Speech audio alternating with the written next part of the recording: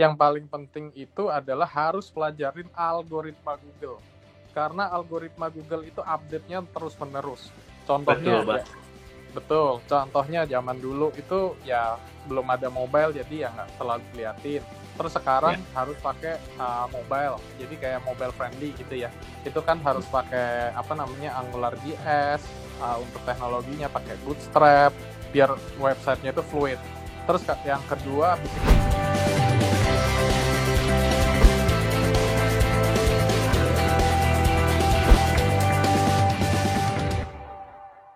Halo. Steffi. Halo, salam kenal. Thank you buat roomnya, menarik banget. Aku ada pertanyaan, mungkin agak sedikit teknikal tapi nggak begitu berat. Yang pertama, seberapa perlu sih paid SEO tools kalau misalkan coach dengar yang namanya SEMrush atau Ahrefs, mungkin udah pernah dengar itu juga, untuk menaikkan rank atau awareness website kita di Google Search. Karena kebetulan aku sekarang tinggal di Swedia dan aku bekerja di digital marketing. Dan perusahaan tempat aku bekerja ini adalah beauty company, di mana mereka menjual skincare dan supply alat-alat kecantikan untuk klinik estetik. Dan di sini tuh beauty company atau skincare kan banyak banget. Jadi tugasku juga lumayan berat untuk gimana caranya website kita bisa terus appear di Google Search. At least kita bisa tetap punya awareness dengan brand-brand besar lainnya. Nah, jadi yang pertama tadi, seberapa penting sih paid SEO tools itu? Sama Coach Jonas bisa fokus satu dulu coba. Jadi Steffi ini digital marketer ya berarti ya. Kamu fokus digital marketer in-house gitu ya, Steffi ya? Ya. Oke, siap. Laksa yang jawab deh tentang SEMrush dan sebagainya, kira-kira gitulah. Oke. Ya, untuk SEO saya harus tanya dulu ke Steffi nih. Steffi mau kan di Swedia ya? Untuk targetnya mau di negara mana? Ya, di sini sih. Di Swedianya, oke. Soalnya kalau biasanya kan ada yang business owner jualan dari Swedia, targetnya misalnya di Indonesia gitu, itu ada teknik lain gitu sih untuk bisa lintas negara gitu. Soalnya hasil search result di Google di setiap negara itu berbeda. Even di setiap kota itu bisa berbeda-beda. Nah, gitu. Tadi pertanyaannya boleh secara singkat diulang, Steffi, soalnya saya agak sinyalnya tadi agak kurang bagus. Ya, seberapa penting dan seberapa efektif paid SEO tools yang kita pernah lihat kayak misalkan SEMrush atau Ahrefs. Yang tadi saya mention ya. Okay. Itu sebenarnya perlu banget nggak sih, Pak? Gitu maksudnya apa kita benar-benar perlu atau kita bisa secara manual gitu mainan keywordnya gitu? Oke, Steffi. Aku jawab ya, Steffi. Sebenarnya kan banyak banget ya tools kayak apa tuh tadi namanya SEMrush, terus kayak ada juga Jetpack dan lain-lain, itu banyak banget. Sebenarnya SEO itu seperti kita masak ya. Sebenarnya kayak chefnya itu bisa masak ini hasilnya beda-beda kayak gitulah isinya. Jadi tergantung chefnya yang megang itu tekniknya mau pakai apa dan tools apa aja. Tapi teknik mendasar SEO itu harus dipelajarin dulu dari cara bikin konten. Dan juga yang paling penting nih ya buat teman-teman juga yang lain, it's a very nice question anyway, Steffi. Yang paling penting itu adalah harus pelajarin algoritma Google. Karena algoritma Google itu update-nya terus-menerus. Contohnya, betul. Contohnya zaman dulu itu ya belum ada mobile, jadi ya nggak terlalu diliatin. Terus sekarang harus pakai mobile, jadi kayak mobile friendly gitu ya. Itu kan harus pakai AngularJS, untuk teknologinya pakai Bootstrap, biar websitenya itu fluid. Terus yang kedua, habis itu dia harus menggunakan SSL, Security Socket Layer. Nah, itu harus diperhatiin juga. Itu perubahan algoritma yang terus-menerus lah. Terus yang ketiga, itu sekarang ternyata dia udah harus AMP yang lebih diprioritaskan, website-website yang udah AMP. No wonder kayak sekarang yang di atas-atas gitu banyak kan website yang udah support AMP. Terus paling baru lagi, ini ada yang insight lagi yang mungkin mahal ilmunya ya. Sekarang itu harus PWA. Juga PWA lebih diprioritaskan lagi. PWA itu apa? PWA mungkin Laksa boleh jelasin sedikit. Tadi kan bahasa Mars tuh, AMP dan PWA buat audiens yang di bawah. Jadi singkat aja gitu, Laksa. Oke. Saya balas dari AMP ya. AMP itu adalah kayak, kalau teman-teman suka nggak sih kayak buka di Google, itu kalau udah support AMP, terutama di website media tuh ya, kalau kita klik dia nggak langsung ngedirect ke websitenya, tapi masih domainnya itu google.com, terus di bawahnya itu langsung isi beritanya, isi artikelnya, isi websitenya itu sendiri. Nah, itu adalah AMP. Terus yang namanya PWA itu apa? PWA itu adalah Progressive Web Apps. Progressive Web Apps itu apa?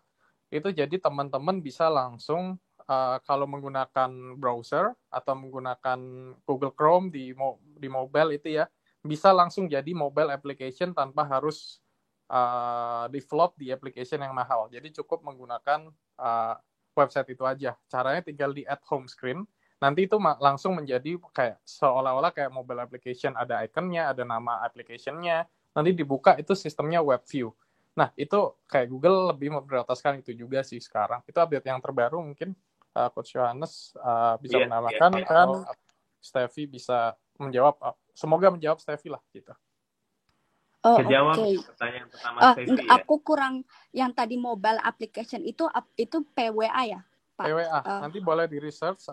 Sebenarnya ini event di Indonesia. Ya, PWA di Indonesia itu jarang masih yang menggunakan itu karena belum banyak developer yang fasih di situ ya.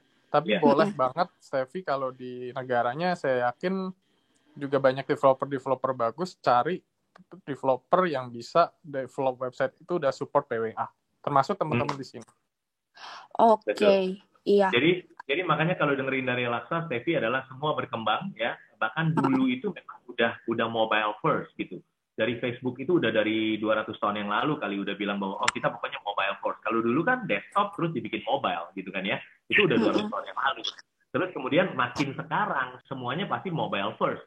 PWA tadi gitu kan ya. Udah bukan cuman PHP doang gitu dan sebagainya. Karena itu bidangnya kamu, mungkin kamu makanya senang bahasa Mars ngomong sama Laksa gitu ya. Iya, soalnya di sini juga harus teknikal si coach karena aku di sini juga pegang. Karena kan kamu digital marketing timnya in-house gitu kan, ya pasti kamu harus coach technical gitu.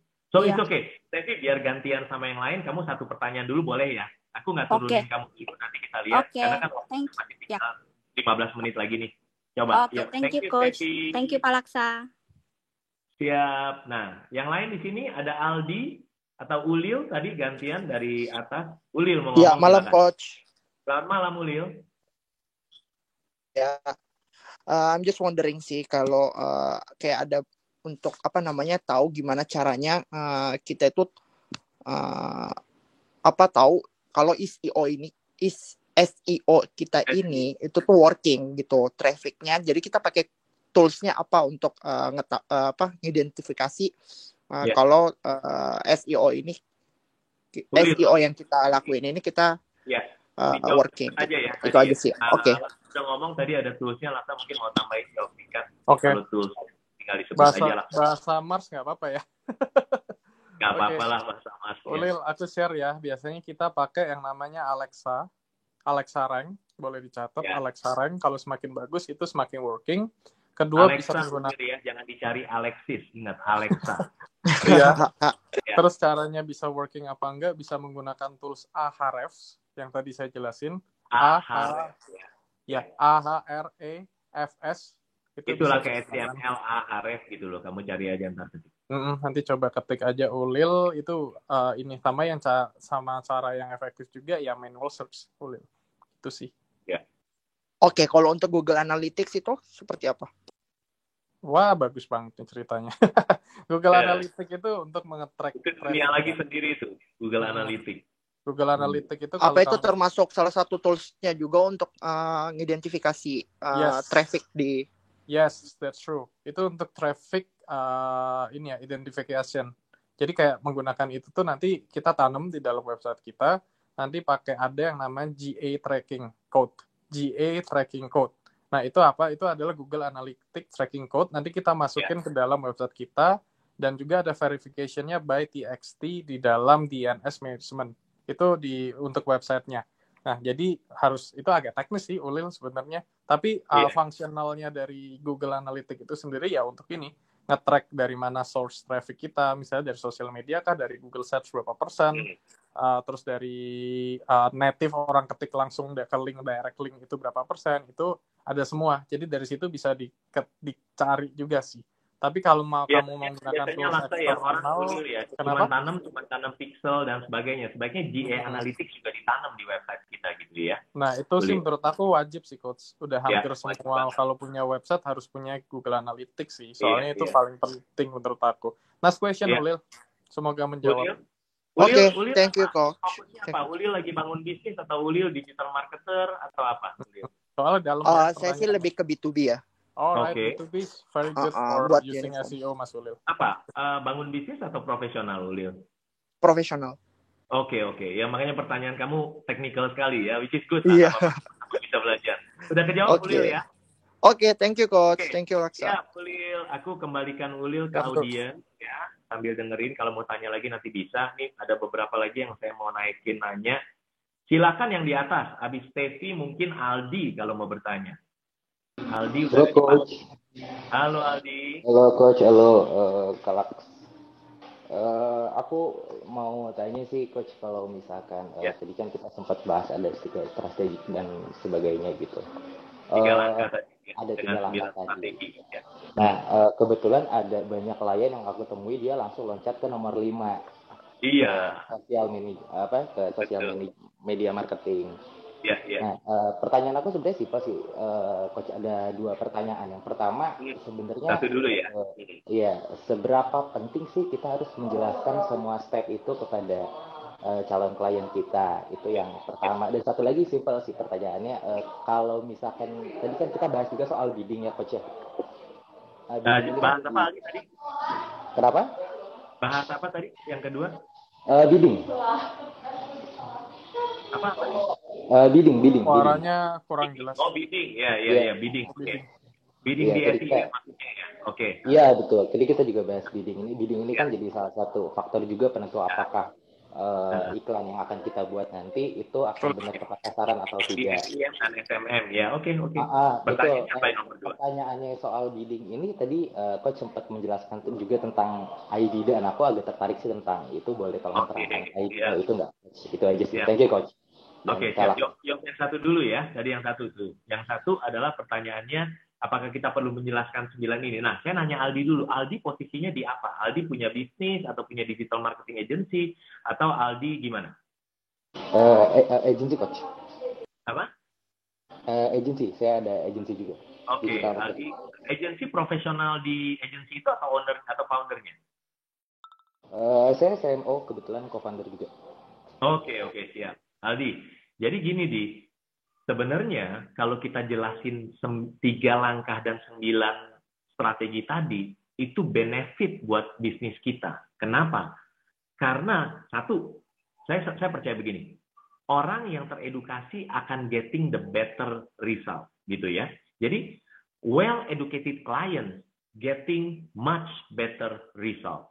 Jadi makanya kenapa kalau di Gratio kita edukasi, bukan cuma edukasi yang teori, kita nggak pernah mau yang teori, kita edukasi yang beneran nyata gitu, yang praktikal. Makanya di Gratio itu kita DNA-nya adalah fun dan praktis gitu ya. Jadi harus fun, business is fun, makanya itu buku saya judulnya Business is Fun gitu kan. Jadi fun, harus fun, tapi kalau fun doang nggak praktis, ya nggak seru dong, cuman ketawa-ketawa doang, harus praktis. Nah jadi kegunaannya kalau kita petakan 3 langkah tadi dan jelaskan ke klien kita. Saya mau tanya sama Aldi, kemungkinan dia mau hampir semuanya nggak, Aldi? Harusnya sih hampir mau semuanya ya.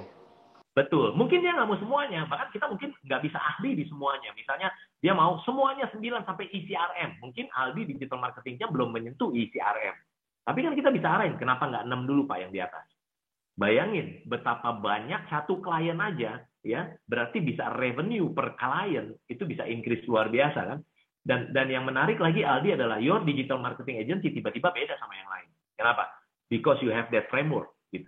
Framework yang selama ini kita terangin. Makanya orang ke Gratio, walaupun Gratio bukan digital marketing agency ya. Gratio itu practical business coaching, tapi para business owner itu begitu punya business coach which is brainstorming partner yang sepadan gitu ya untuk tukar pikiran. Karena kan banyak founder, co-founder, kalau misalnya brainstorming sama co-founder, kalau misalnya skillnya sama, gaulnya udah kebanyakan sama, idenya sama terus gitu kan ya. Nah, tapi when you have a business coach, brainstormingnya akan benar-benar helicopter view gitu, tapi benar-benar membumi. Jadi jawaban saya sih benefitnya luar biasa lah. harusnya adalah kita mengedukasi klien kita, mengedukasi orang-orang yang berhubungan sama kita, karena well-educated client getting better result. Ada komanya. Kalau klien getting better result, they gonna stay long with us. Ya nggak sih, Aldi? Itu jawaban untuk pertanyaan pertama, Aldi. Setuju, Coach. Kalau pertanyaan keduamu mungkin lebih ke arah teknikal ya tadi ya? Iya, yang spesifik tentang ID. Laksa masih ada di sini. Mau diulang pertanyaan Aldi untuk Laksa? Yang soal bidding diulang ya? singkat, Yang soal bidding kah? Iya, betul. Oke, boleh diulang secara spesifik kali ya pertanyaannya apa? Iya, Aldi ulang singkat. Udah ini, biar di ini. Ya, bidding ini kan jadi penentu juga apakah nanti ads kita akan works atau enggak. Bidding ya. Aldi malah nanyanya bukan soal bidding tadi ya. Saya ingat nanyanya malah tentang IDIDA gitu ya. Iya, maksudnya kan nanti ada korelasinya juga tuh yang apakah dia akan stay pada ads kita atau enggak, itu tadi di bidding itu juga. Oke. Laksa mau jawab. Untuk bidding ini hampir untuk bidding ini saya akan menjelaskan dari sisi fundamentalnya dulu ya, Aldi. Bidding dalam programmatic apps seperti Google, Facebook, Instagram, dan lain-lain, itu sistemnya itu berbeda-beda setiap platform. Mungkin saya ini akan mengerucutkan pertanyaan Aldi itu untuk di Google ya, untuk sistemnya Google AdWords gimana.